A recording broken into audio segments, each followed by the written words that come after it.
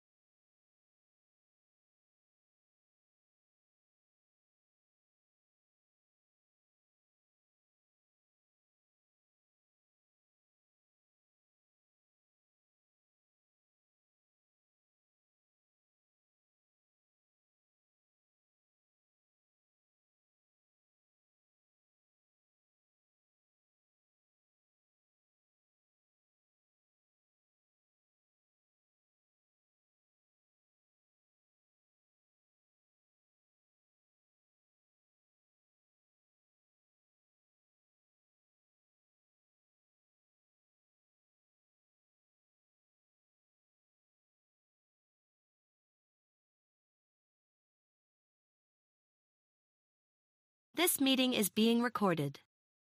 All righty, we'll get started. I would like to welcome everyone to our first video chat of the year. My name is Liberta Crouch. I am one of the family engagement facilitators for the Syracuse City School District. I see over Parent University and the Parent Education Program. And we are here tonight for our special education video chat with the subject being what is an individualized education plan for families of school-age children. And we do these chats quarterly. And I just want to do a couple of introductions before we get started. So we have all of our OFE staff on this evening. We have our program aides and our social work assistants, and we also have our family engagement facilitator. So I will give them a chance to introduce themselves. Erica?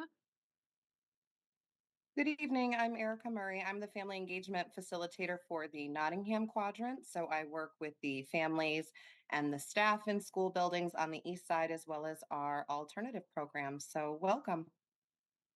Mary Lisa?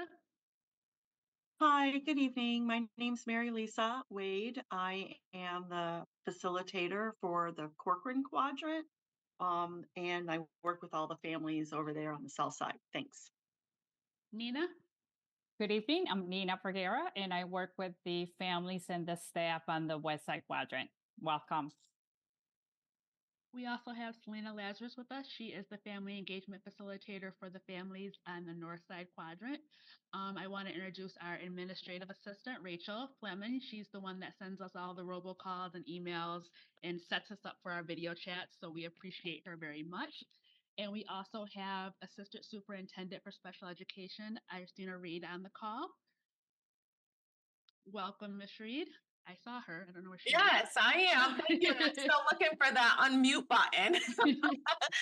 Thank you so much for joining us for our special education parent advisory. I sincerely appreciate the efforts and collaboration with family engagement and organizing and helping us get this all together.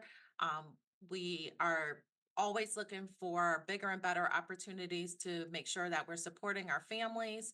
So we welcome any additional ideas and topics or anything that you would like to see during these quarterly meetings that we have with you. So thank you and welcome. All righty. I just want to go over a few housekeeping rules. We ask that everyone keep their mics muted through the presentation. We ask that you save all your questions for the end of the presentation, just in case she speaks on something that you have a question about during the presentation. If you do have questions at the end, we ask that you submit them in the Q&A feature at the bottom of your screen or your phone. It's like two little comment bubbles. And if you tap that feature, you can submit your questions there, and I will read them at the end of the presentation. So I would like to introduce Christine O'Brien. She comes to us every year. We love her so. She is a school resource referral specialist with the Mid-State Family and Community Engagement Center. So I will let her take it away. Thank you so much. Welcome back to school, everybody, right? I can't believe it's October 1st. We've survived a whole month of school. So everybody gets a good shout out and a high five for that. So yes, thank you so much for inviting me back. I love meeting with you guys on Zoom here and working with everybody at the Family and Community Engagement Office. We went through over the summer, Iristina, Liberta, and myself and Rachel coming up with some topics that we thought might be useful and helpful for you throughout the next school year. So tonight we are going to be talking about what is that individualized education program. So the IEP that students that have qualified and have a disability, the kind of the roadmap for what we do for their special education supports and services. So we're going to kind of break it up into two sessions this month. And then in January, we're going to pick back up, review a little bit about what is it, but then really how do families prepare for that Committee on Special Education meeting, understanding that families, guardians, students themselves are all part of the process and part of the decision making. So we want to make sure they're there at the table. So we'll kind of review what is the IEP, and then we'll dig a little bit deeper in January into how to prepare for that meeting and have your student prepared for that meeting. So I come to you from New York State Office of Special Education. I am with the Mid-State Family and Community Engagement Center. I show this disclaimer just for the sheer fact that all of our trainings are approved or vetted by New York State Ed. So we always have to list a disclaimer that the resources are provided as helpful information. There is no endorsement by New York State Ed of any author, vendor, or other sources. Our mission at the Mid-State Family and Community Engagement Center is to help support and empower families, school districts, as well as community agencies to all improve equity, access, and opportunities for the best outcomes for students with disabilities. So that's what we focus on. That is where all of our work comes into play. One of the main features of my job as the resource and referral specialist is doing a lot of these types of regional trainings and shout outs just in regards to all aspects of the special education process. I want to make sure, as well as my colleagues, that parents, guardians, family members, and students do feel valued, do feel that they can be a meaningfully important part of this process when we are developing that individualized education program for our students with disabilities, because we want to hear that from the student. We want to make sure that it's student-centered and it's based on, if some of you have been to my trainings in the past, that word SPIN, their strengths, their preference, their interests, and their needs. So if you take one thing away today, I want you to think of the word SPIN, because when we know the student's strengths, preference, and interests, then we know how to help facilitate skill development in their need areas. And that's what the IEP does for us. So one of the first things, just to give you a couple little boring laws and regulations and then get into some more fun things, is in regards to our federal government, IDEA is the Individuals with Disabilities Education Act. That governs our special education for all students. So basically ages 3 through 21. And actually this slide should be changed because a free appropriate public education is now until the day before your 22nd birthday. And we'll talk about that in a little bit later. But IDEA is the governing part of how we develop that individualized education program. So in New York State, we look at a couple different parameters when we're considering if a student qualifies for an IEP, and we'll get into that in a minute. But I just wanted to kind of show you this picture to talk about that IEP and what does the IEP do for us. So if you look over here in the first blue one to the right, it supports participation in the general education curriculum and learning standards. So I want you to always remember that our students that have IEPs are general education students. They just have an IEP because they have a disability that's impacting their educational benefit. So by giving them this individualized education program of supports and services, we're help leveling the playing field with all of their typically developing peers. So to the maximum extent possible, or what we call least restrictive environment, our students that have IEPs should be supported, provided services alongside their peers in the general education environment. It also is going to identify how the student will prepare for their adult living. So once our students that have IEPs are age 14 turning 15, we're going to have post-secondary transition planning in their IEP as well. We have a whole training coming in March just about that. The IEP provides that accountability tool. So again, as I mentioned, it's a roadmap, but it's also created through IDEA. So it's a roadmap that we can't deviate off of. We have to follow the roadmap as an accountability tool to make sure that the student is receiving the correct supports and services, again, based on their SPIN, strengths, preference, interest, and needs. It identifies how the school resources will be configured to support the student. It ensures that coordinated set of activities and approaches to address the student's needs, and it guides the provision of instruction to meet the student's needs. So I keep saying the student's needs, right? So again, as I mentioned, our students that have IEPs is because they have qualified under one of the 13 disability classifications in New York State, and I'll show you those in just a second. So if you look here, all of our kiddos that are school age, so once they start kindergarten, they must match to one of these disability classifications in order to qualify for an individualized education program, or that IEP. So parents, if you're looking at your student's IEP in the top right-hand corner, it will tell you which disability classification was providing them with the eligibility for their IEP. The disability classification does not drive the supports and services. It doesn't mean that if you have autism, you get 3 speech, and if you have learning disability, you get none. It's just a disability classification that allows Syracuse City to establish that your child qualifies for an individualized education program. So the classification does not drive the services. The student's strengths, preference, interests, and needs are what drive the services.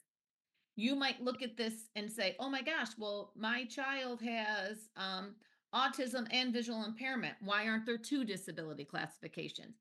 We're going to, in New York State, pick that disability classification 1 that impacts the student's educational benefit the most.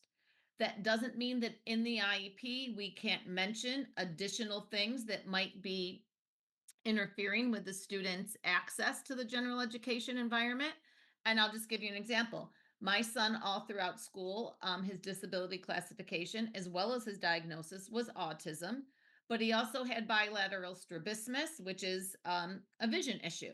So we had to make sure that in special alerts, we talked about that because that wasn't really impeding his educational benefit, but it was important to note how you approached him because of some of the visual difficulties that he had based on that.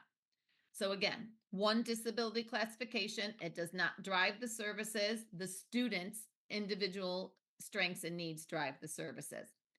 So when you look at all of the sections of the IEP, and if you start at the foundation at the bottom of this little triangle or steps, and this is how our CSE meeting goes, and this is the flow of the IEP from bottom to top. We're going to hit on each of these areas tonight for a couple minutes. I only have you for an hour, so I'm just going to give you the highlights, and then I will send to Rachel the PowerPoint presentation so that you have it to review in a little bit more detail and some additional resources. But the first thing that we're going to do when we're talking about a student and developing their IEP is we're going to be talking about their present levels. Where are they currently now? Who is this student today based on their strengths, preference, interest, and needs? So based on their academic, their physical, their social, and their management needs. Then as we fine tune what those are, we're going to then be looking at annual goals, measurable post-secondary goals for those students that are 14 to 15. We're going to talk about all of the different programs and services available to our students based upon their strengths and needs. Do they require 12-month service? So that would be extended school year, which we don't have to worry about until our CSE meetings. And that's for, next summer. Do they need testing accommodations to be able to level that playing field with their peers? The coordinated set of activities, you'll see the ones in gray are highlighted in gray because those will not be on your child's IEP until your child is 14 turning 15. Then we're going to make the discussion of is the student going to participate in state assessments with students without disabilities, or are they going to be considered New York State alternate assessment, where they will still be assessed based on New York standards, but on an alternate standard? Then we'll talk about in the IEP development, special transportation. Does the student need special transportation? And then the last thing we'll discuss is the placement. Where is it best for this student to be placed in order to be able to progress in the general education environment? But we can't make that placement decision until we've looked at everything else on this ladder or on these steps. So this is what the first page of the blank IEP looks like. You'll notice over here in the top right corner is where I mentioned that that's where you would find what disability classification met the needs of this student last year. I don't typically, and I think you can talk with your teachers, we don't typically see the disability classification change year to year unless something dramatic has changed for the student. But just so that you know, that disability classification from time to time could change. For example, if you have a student that has a lot of speech and language challenges, that might be what's impacting their access to their education more so than their learning disability. So we would look at those individually. Okay. So let me go back here just for a second. The first part of the present levels of performance, you'll see right here in the very top, are the evaluation results. That's where we're going to look at any recent evaluations, any district or statewide assessments.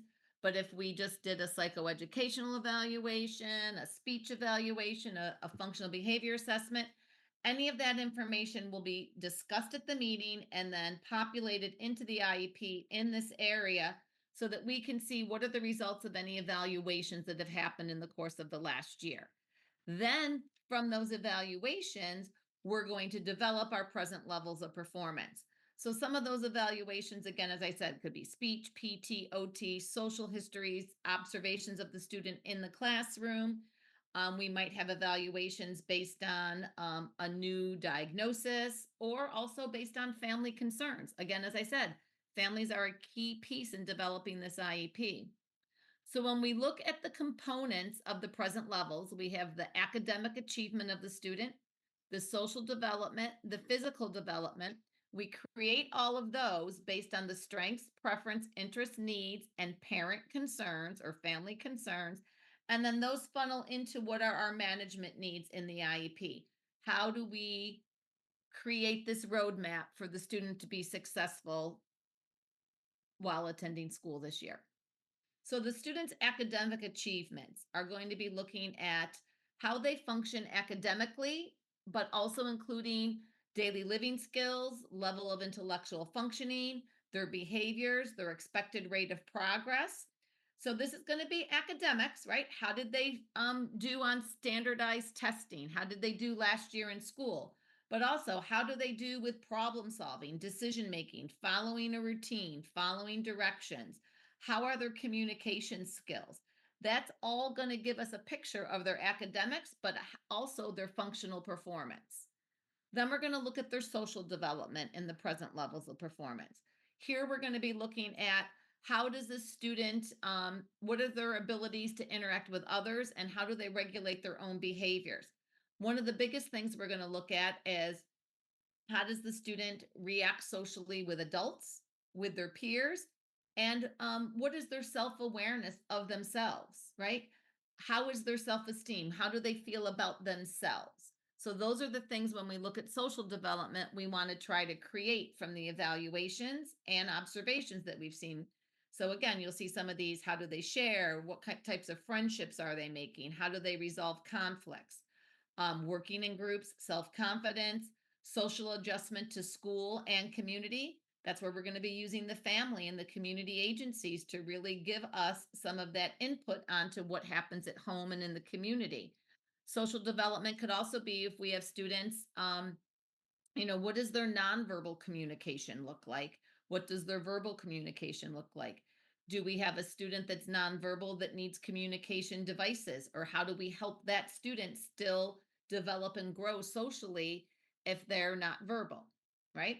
Then we come into the physical development. This is where we're going to be thinking about their development of their body, including their brain, their muscles, from birth to now. How does that look? How are they developing their gross motor, which is kind of their large motor skills, to their fine motor? So writing, being able to type. If you have a student that's not verbal that uses communication devices to type, how well are they doing that? Do you have a student that just uses eye gaze? We want to make sure that we are developing that for that student so that they can communicate with us. So gross motor is really kind of that walking, running, can they sit still for a certain period of time? And the fine motor is where we're looking more at using classroom supplies. How are they with self-grooming? How are they with self-feeding, right? So when we look at the student under the lens of academic, physical, and social, we get a very clear picture of what that strengths, preference, interest, and needs, or their spin is. Once we look at all of that, we now say, based on social, physical, and academics, what are the management needs that we need to give this student access to? How are we going to create the environment and the human resources on their daily, classroom day to help them succeed? So environmental modifications could be consistency with routine, could also be adapted furniture. Does the student need to sit on an exercise ball because that sort of helps them regulate their body? Do they need a cube chair? Do they need a soft chair, a hard chair? Do they need to be seated in the front of the room, the middle of the room, or the back of the room? I'll give you a story. It used to be like helping my son to follow directions. They said, well, we want him to sit in the front of the classroom so that his eyes are on the teacher and on the board at all times. The problem was my son kept interrupting to answer the teacher's questions because my son wasn't seeing the modeling of kids raise their hand and get called on because he was sitting in the front row. So when we moved him to the middle and he could start to model what other kids were doing in front of him, that was more advantageous to him and he was learning the routine of the classroom a little bit better. So you want to be thinking about where is that seating? Sometimes, people say, oh, well, he needs to sit in the back of the room so he can see everything. But is the student back by the door and they hear everything going on out in the hallway? That might not be good. So we need to look at the environment. Our human resources are, does the student need assistance maybe by another adult to transfer to and from class, to maybe get to the cafeteria safely? What are the things that we need to be working on with that student to give them some human resources? Might they need assistance in note taking? That might mean that there's, a teaching assistant in the classroom that's helping the student to do note taking. And then the material resources are really looking at, based on the student's disability, based on their needs, do they need large print? Do they need Braille? Might they need a color overlay over a worksheet to help them be able to access the curriculum? So what are instructional materials and alternative formats that the student may need? Now, again, we're not going to come up to these management needs until we've gone through those present levels of performance for academic, social, and physical, because everything needs to align and make sense along the IEP. Then we're going to be looking at a section called Students' Needs Related to Special Factors. So in this particular area, if the student has some behaviors that are impeding their learning or the learning of others in the classroom, do they need a behavior intervention plan? And this is just a check mark on the IEP to say, yes, they have a behavior intervention plan, so that everybody that's working with that student that has access to their IEP knows what they need to help that student manage behaviors. If they have limited English proficiency, do we need to be making sure that they're in that type of class? Blind and visually impaired, there are going to be special related factors that student might need. They may need Braille as far as all of their curriculum is written for them. Are there communication needs? Those communication needs could be low tech and high tech. High tech would be, do they actually need a communication device to be able to converse and talk with peers and with teachers? Or are there communication needs that they need a visual picture schedule? That could be a communication need. And then assistive technology, the same thing, could be very low tech or high tech. High tech could be they need a word processor to navigate their day and type their essays and all of their work. And it could be as low key as they need a pencil grip, a special like triangular grip on the end of their pencil to help with their fine motor. So again, these needs are related to special factors are all going to come from the evaluations and the present levels of performance as we discuss the student's spin throughout the course of developing the IEP. One of the biggest things that I want to let families know too is your voice, as well as your student's voice, should be heard throughout the IEP. So in the present levels of performance, we include parent or guardian concerns in those areas of academic, social, and physical. So parent can stress their concerns in those areas and it'll be handwritten, typed right into that IEP. A quality present level, so this is just the first page that I showed you a few minutes ago, really talks about those evaluation results, the parent concerns. It identifies the impacts of the student's disability on how they participate and progress in the general education environment. It's going to give us the basis for what their annual goals are going to look like, what some of their accommodations and what some of their programming might look like. We want to make sure that it's in parent, guardian friendly language so that everybody can understand what's happening for this student during their school day. We want to be descriptive, right? We want to be able to make sure that when we look at a goal, it's measurable and observable.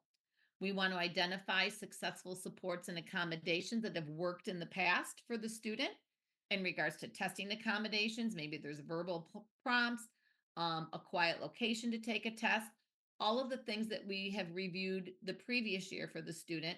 Or if the student is brand new to an IEP, what did we glean from all of those evaluations that we conducted to make sure that the student can be successful?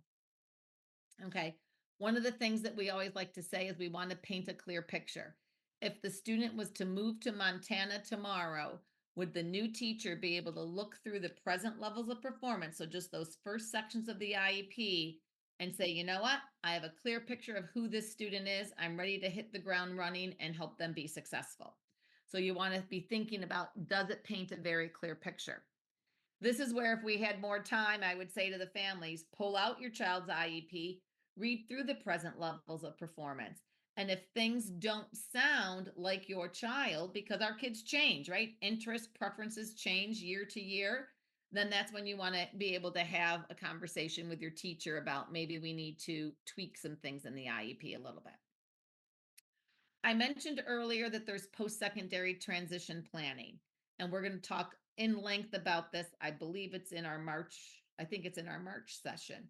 But for any of our students in New York State, the year beginning their IEP when they turn 15, we start to talk about post-secondary transition planning, which is how are we preparing the student for life after high school?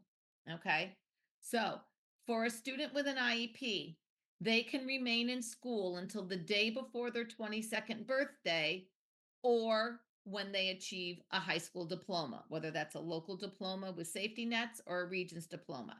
Once a student achieves their diploma, their free appropriate public education ends.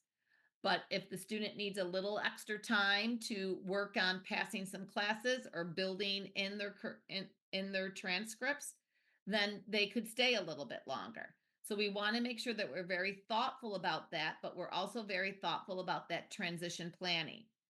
So again, if you have students that are in elementary or middle school, you don't even see these sections populated into their IEP yet.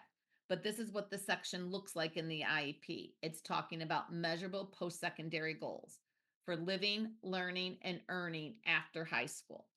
So measurable post-secondary goals are what the student says they want for life after high school. Then we come backwards and we still develop in their IEP all the supports and services that we're going to give them to be successful for their hopes and dreams for the future. I want to go back up here just for a second. So when we look at transition planning, we're talking about who is the student today. That's their present levels of performance. Who is the student tomorrow is what they have told us they want for life after high school, living, learning, and earning. So how do they want to further their employment and their education, employment, and independent living skills, right? So independent living skills could be moving out of the house and living on their own in an apartment or in a dorm if they're going to college. But it could also be just developing independent living skills while still living at home with family. Maybe making 3 meals a night or 3 meals a week for the family, doing some of the grocery shopping, doing some of the laundry, things like that would be independent living skills that maybe they're not doing now, but in order to be able to prepare to live independently, they need to develop those skills. And then how are we going to help the student get to success for life after high school is going to be the courses of study they take. It's going to be a coordinated set of activities that we work on with the student. And it's also going to be looking at what are their annual goals every year in their IEP. How are those annual goals helping them to achieve their measurable post-secondary goals? So let me give you an example of some ideas of what a post-secondary goal could look like. For education and training, and it's always going to start with after graduation and what will the child do. So after graduation from high school, Allison will attend a 4-year college and take courses in child development. Now, we would have done transition assessments with Allison to know that that's an area of interest for her. Employment would be after graduating from high school, Allison will work part-time in a child care center while attending college. And then the independent living skills, in this particular case, after high school, Allison will self-advocate for accommodations in college. So that's not saying where she's living. It's a skill that she needs to develop to be independent. Okay, so that's where that comes into play. But again, this is the year the student's IEP is in effect when they are 15. There will be transition assessments, and then we will create those 3 measurable post-secondary goals. For every student, so no matter what age, we have annual goals in the IEP. So in our IEP, we are going to list measurable annual goals that the student is deemed they can accomplish within the 1-year time frame of this IEP. So what are the goals the student needs as a result of their disability to make sure that they can progress in the general education curriculum, right?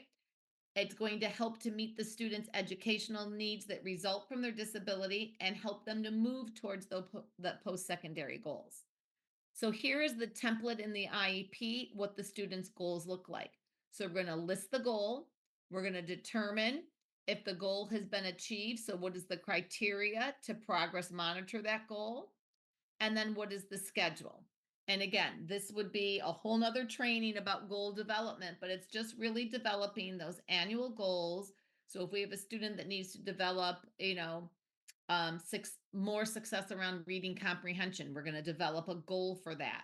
And we're going to incrementally make that goal so that the student can establish that goal in 1 year's time, right? So it's based on the student's identified needs, and it should be reasonably achieved in 1 year's time.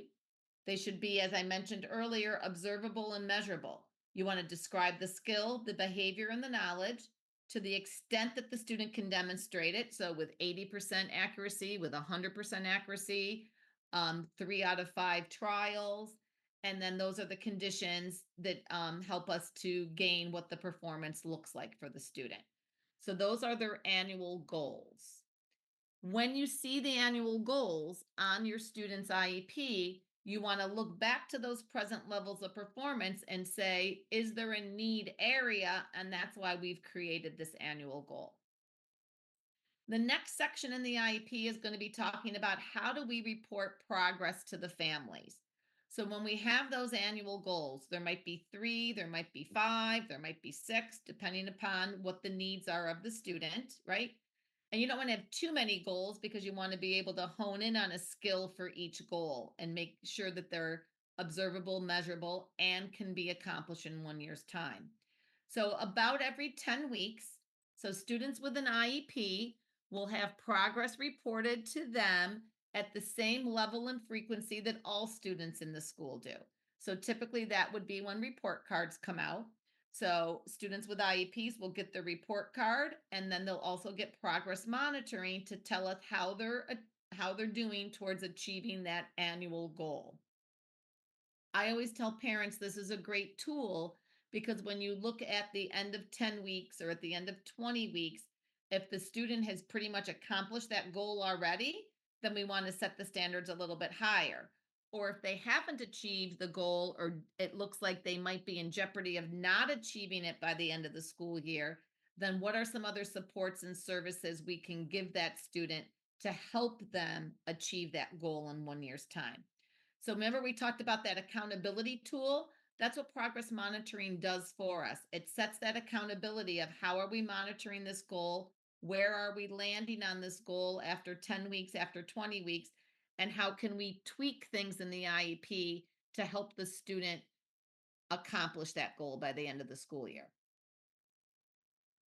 Okay, after we've created the goals, now we say special education programs and services. Where is the best place that the student is going to be taught the skills they need in the general education curriculum and to achieve their goals? So what programs and services does the child need to achieve their goals and also participate in the general education curriculum?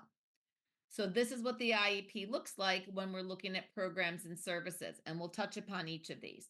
So special education programming, I'll show you the continuum in just a minute of where students could land, right? Some students might need resource room for part of their day. Some might need a special class. Some might need a direct consult teacher. It really depends upon the individual spin of that student. But when we look at their special education programming, we're going to discuss what that recommendation is, the frequency, the duration, the location. It will always be the projected date would be at the bare bones minimum, the first day that the IEP is in effect, the first day of school. Related services are going to be your speech, PT, OT, counseling. What are some areas of related services the student needs? Supplementary aids, program modifications, and accommodations are going to be additional supports and services the student needs. Remember, we talked about special factors. So maybe the student needs a shared aid to get them to and from their classroom. Maybe they need a teaching assistant support in ELA because they need help with essays, but they don't need it in math because they're really good at math. So that's where we would be listing some of those different program modifications or accommodations. We're going to again talk about those assistive technology devices that they might need. So for example, in this area, it always said that my son had access to a word processor for every class throughout the entire day, because he is still not good with fine motor of handwriting, but he can type and he can express himself very well if he has, a word processor or a laptop or an iPad or something in front of him. And then supports for school personnel on behalf of the student. We'll talk about that in just a second. So we always want to think about the programs and services under what's called the least restrictive environment, which by IDEA, the Individuals with Disabilities Education Act, it says that makes the presumption that any student with an IEP will attend the same school they would have attended if they did not have a disability, because we want to remove that restriction, right? Because of their IEP. So we want to bring all of the supports and services to the student in the general education environment first.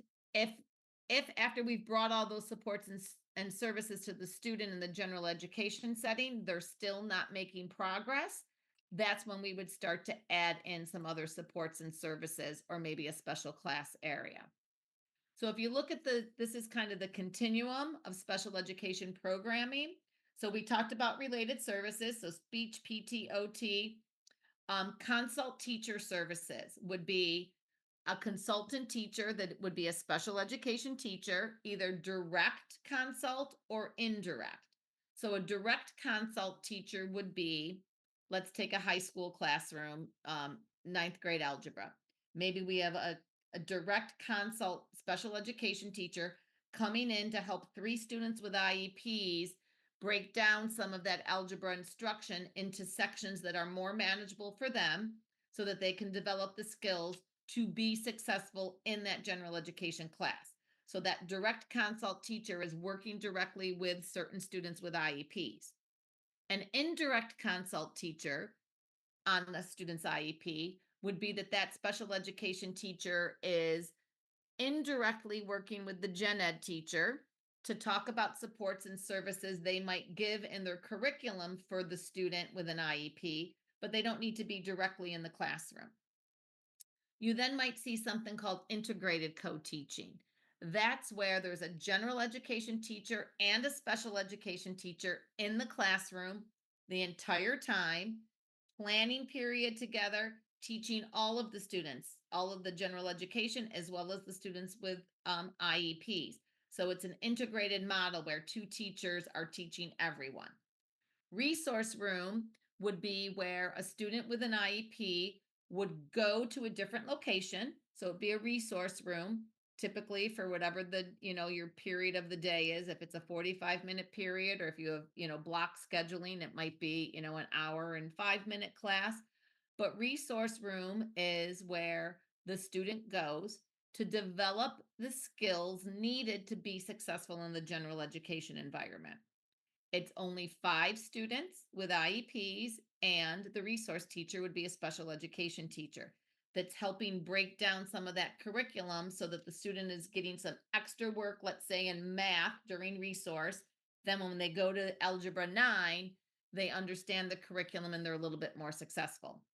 Special class environment is where we are now looking at, we've provided the supports and services to the student in the general education classroom, but they're still not able to be successful. So now we might bring them into a special class scenario that's taught by a special education teacher, and it can run the gamut from 15 students to one teacher. So a 15-1, a 12-1, an 8-1. And the first number is how many students are in the class, and then it's the teacher, and then if there's any other additional support people there. So that's a special class where it's only students with IEPs working on ELA, social studies, math, all of those different skills, but it would be considered a special class. So again, special class is usually considered more so after we've tried consult teacher, integrated co-teaching resource room, and the student is still not able, based on their disability, to be successful in the general education environment. So that supports for school personnel, I wanted to just highlight that was on the programs and services, because when we're developing the IEP, the Committee on Special Education is going to look at any special factors about that student and what type of supports might need to be put in place for school personnel. So for example, information on a specific disability with implications for the teacher to instruct that student. So maybe we have to be able to provide for that teacher or that TA or that speech and language therapist some disability information about the student's disability. Maybe the school personnel need to be trained in positive behavior interventions to help support the student. If we have a student that uses a communication device, does the teacher need support on how to use the specific software that the student is using so that the student can seamlessly converse with us, right? Are there any consulting services that we might want to consider? So that would be supports for school personnel on behalf of the student. So we're giving those supports to help the school personnel help the student be successful. Okay.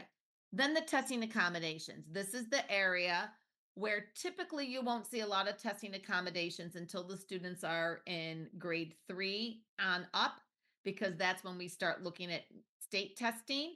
But this area isn't just for state testing. This is for any type of testing. Does the student need accommodations, not modifications to the test, but accommodations?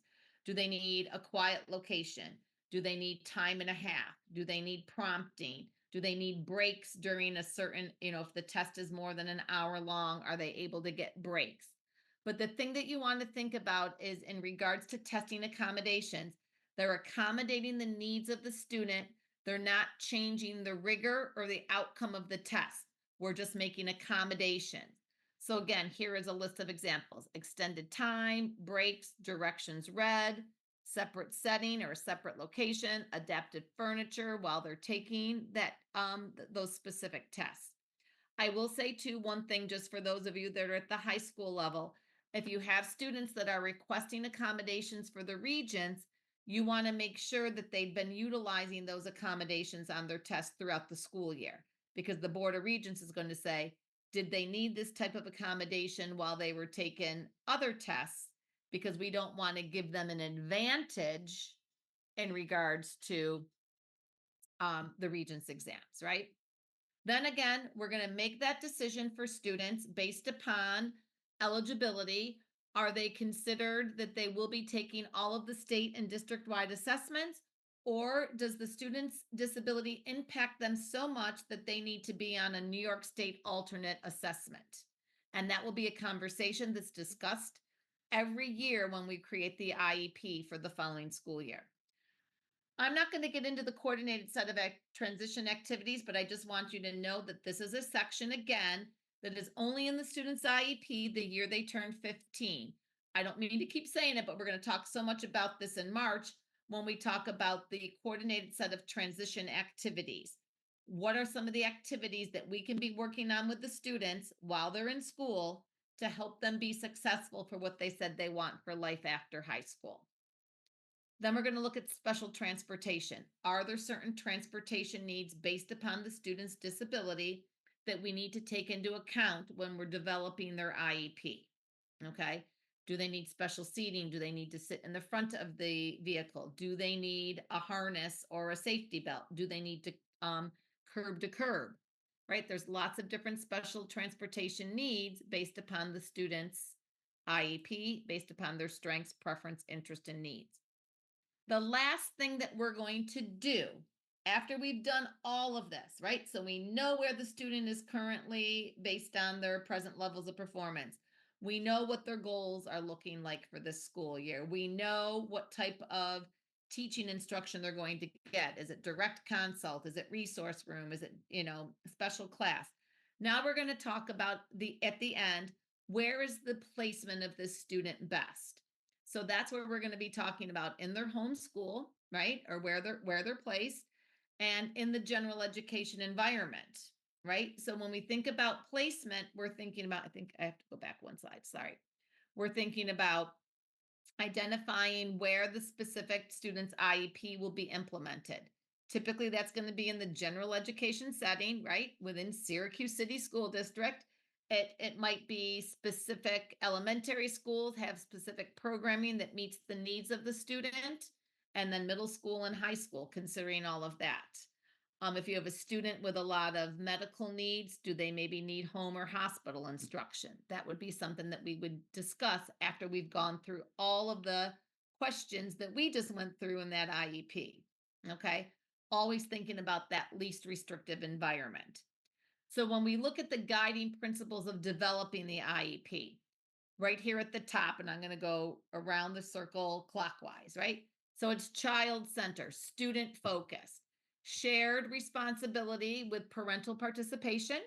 Special education is a service. The IEP is a service. It's not a place. The least restrictive environment, again, is being educated alongside their typically developing peers to the maximum extent possible with supports and services brought to them so that they can be successful in the general education curriculum, standards, and assessments.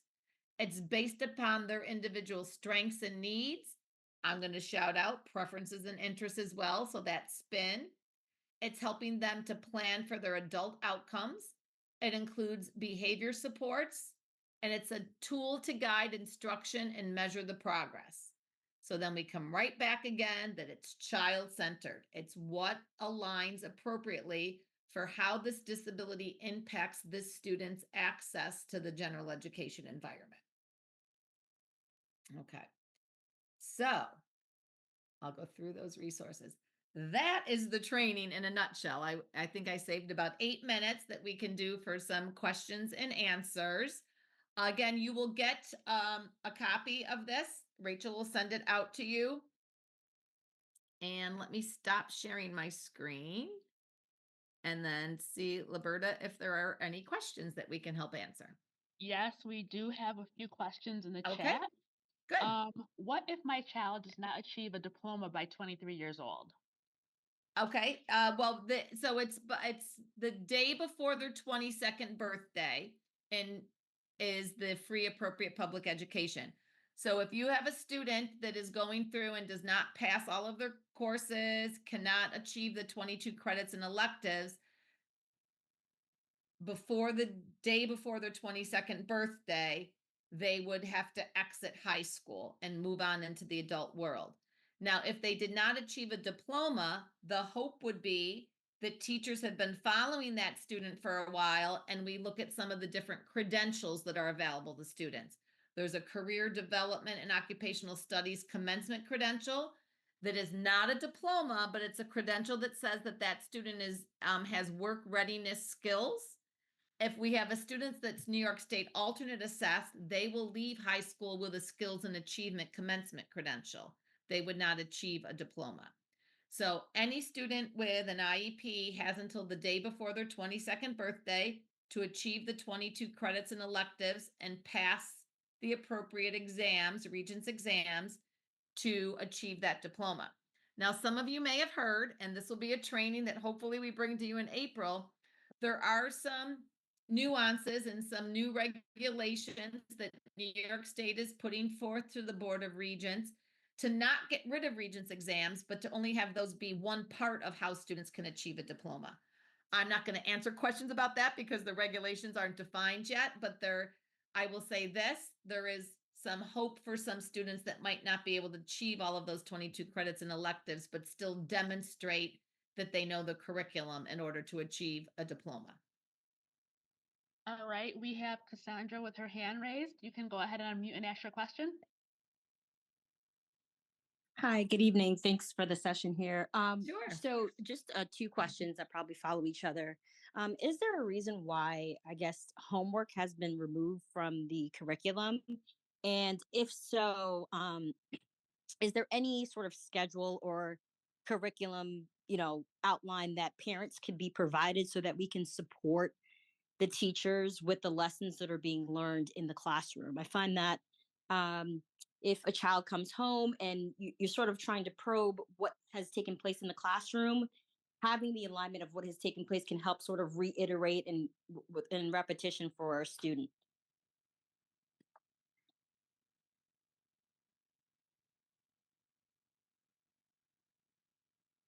I'm sending that to Syracuse City to answer that question. Sorry, Cassandra. Yeah.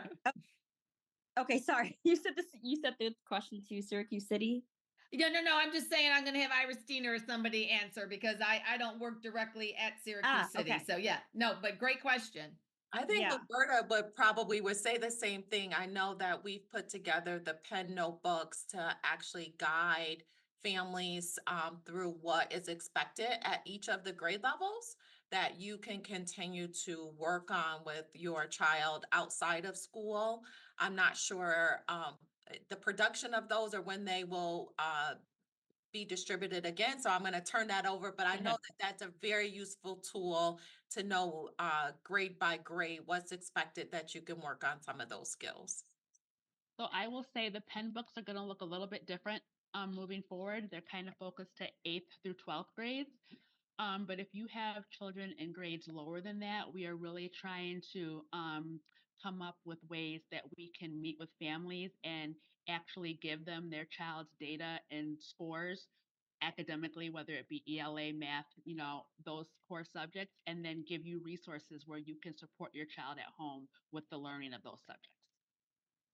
Okay. Yeah. Part of the reason why I asked is just like an adult, right? It's very easy for us to consume a plethora of knowledge, and really something isn't actually learned until it's placed in action. So I think just staying into close proximity in lieu of getting a summary towards the end of the year or maybe every 2 months, that consistency and repetition for a young child may help with a better adoption and learning rate. Absolutely. Do you mind if I ask what school your child is at? Roberts? Okay. All right. So we do have a couple of Robert staff on the call. So I will direct either Mary Lisa or Lexus to message you their information, and then they can probably go in a little more depth with you on how you can get some of that information to help your child. Great. Thank you. Appreciate it. Of course. Connie, you can go ahead and unmute and ask your question.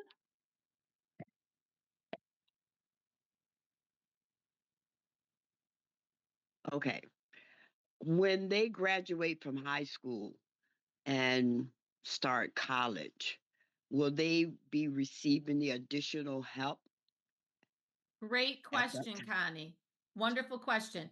So if you have a student with a disability that has an IEP and they decide to go on to college, the IEP does not follow them to college. So what Okay. would need to happen is if the student is going on to a college or a university, they would meet with the disability studies office at that institution. They any student with an IEP when they leave high school will have what's called a student exit summary, and it's a recap of the supports and services that they needed to be successful